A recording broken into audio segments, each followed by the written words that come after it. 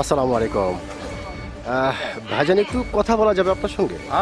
ধন্যবাদ আপনাকে কথা বলার সুযোগ করে দেওয়ার জন্য, এবং আমি আসছি আপনার জন্য কাছে এই জন্য যে আপনি মোটামুটি সাহসী আছেন, কথা বলতে পারেন সেজন্য।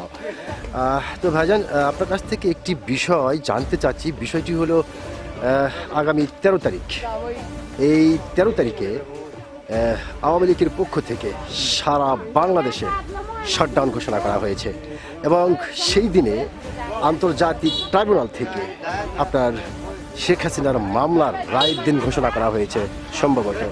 তো সেক্ষেত্রে একদিকে আন্তর্জাতিক ট্রাইব্যুনাল থেকে শেখ হাসিনার মামলার রায়ের দিন, অন্যদিকে বাংলাদেশে আওয়ামী লীগ সারা বাংলাদেশে শাটডাউন ঘোষণা করেছে।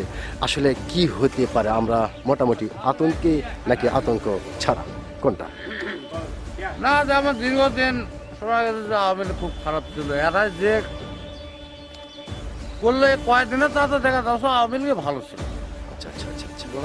আমরা মামলার প্রতিনিধি, সেটা কি করবে না করবে সেটা আমাদের দেখা যাচ্ছে। হ্যাঁ, সেটা আইন।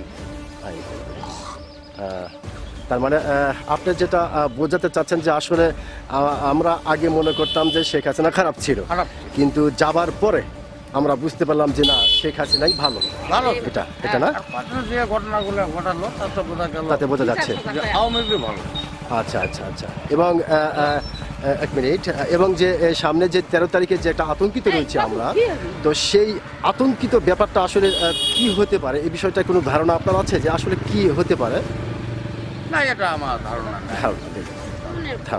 ধন্যবাদ আপনাকে।